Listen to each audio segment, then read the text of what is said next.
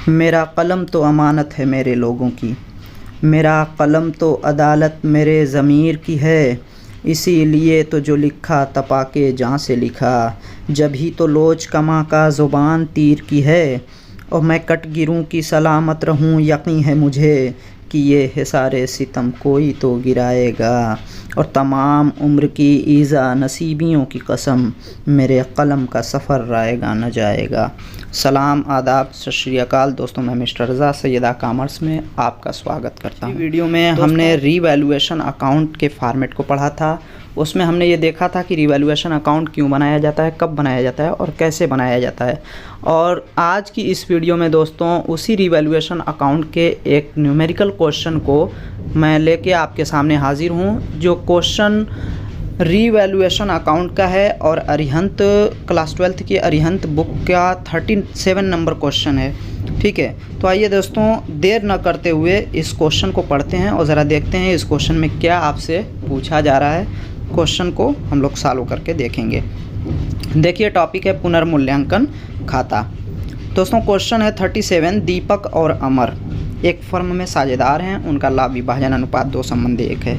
यानी उस फर्म में 2 पार्टनर थे, एक बंदा दीपक था, दूसरा बंदा अमर था।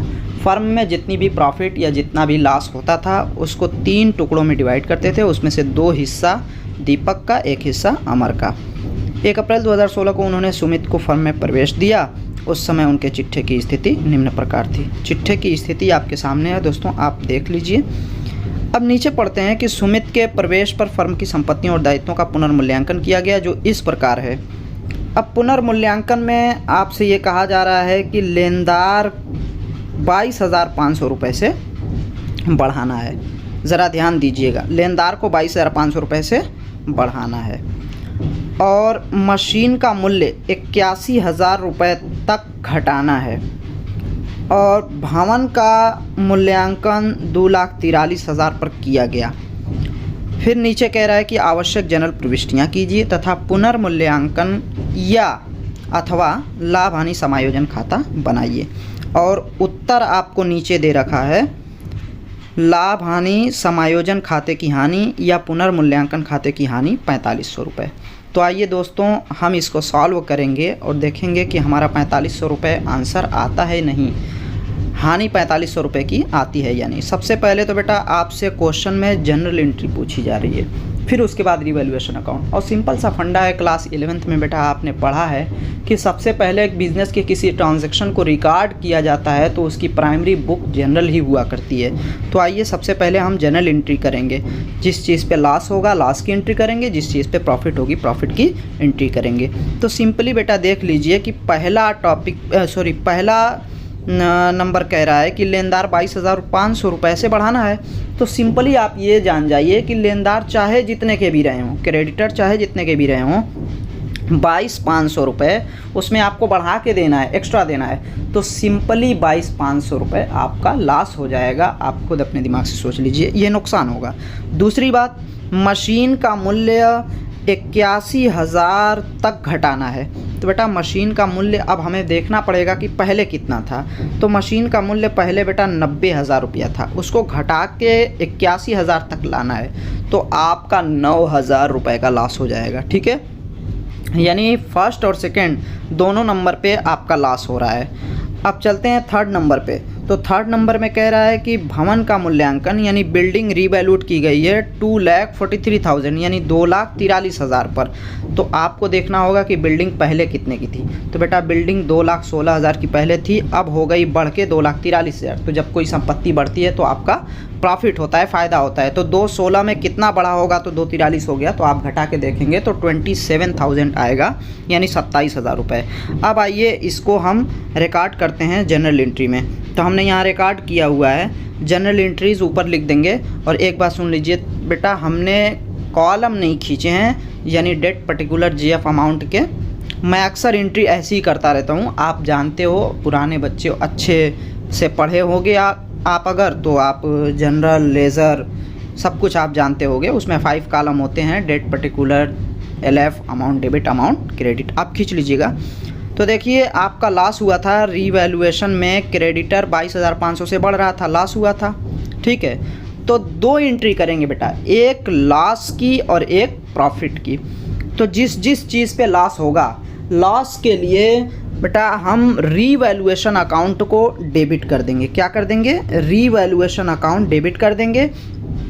और जिस चीज़ पे लॉस होगा उसको 2 करके लिख देंगे। ठीक है, तो क्रेडिटर पे 22,500 का लॉस हुआ था, 2 क्रेडिटर 22,500 और 2 मशीन 9,000। मशीन को 90,000 से आप यहाँ देख लीजिए, मशीन को 90,000 पुरानी वैल्यू थी इसकी, ठीक है, और उसको घटा के मशीन का मूल्य 81,000 तक करना था, तो 9,000 इस पे लॉस हुआ था, तो 2 मशीनरी अकाउंट करके 9,000 रुपया हमने दिखा दिया। दोनों जोड़ के 31,500 रुपया यहाँ रिवैल्यूएशन अकाउंट डेबिट कर दिया। और नरेशन में बेटा आप लिख देंगे being loss on creditor and machinery recorded, या फिर आप यूँ भी लिख सकते हैं नरेशन कि being creditor increased and machinery decreased, यानी क्रेडिटर बढ़ गए और मशीन डिक्रीज हो गई, घट गई।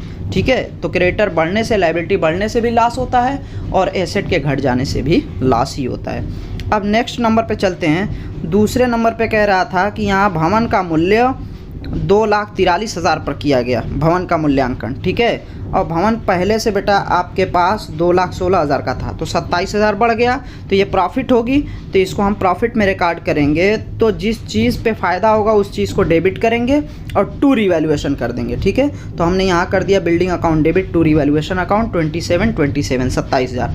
अब आप यहाँ जनरल एंट्री में बेटा मिलाएंगे रिवैल्यूएशन अकाउंट कितने से डेबिट है और टोटली रिवैल्यूएशन अकाउंट कितने से क्रेडिट है। तो आप यहाँ देख सकते हैं कि 31,500 रुपये से डेबिट है और 27,000 से क्रेडिट है। इसका मतलब डेबिट आपका ज़्यादा है 4,500 रुपये, तो ये 4,500 का लॉस आ जाएगा, हानि आ जाएगी।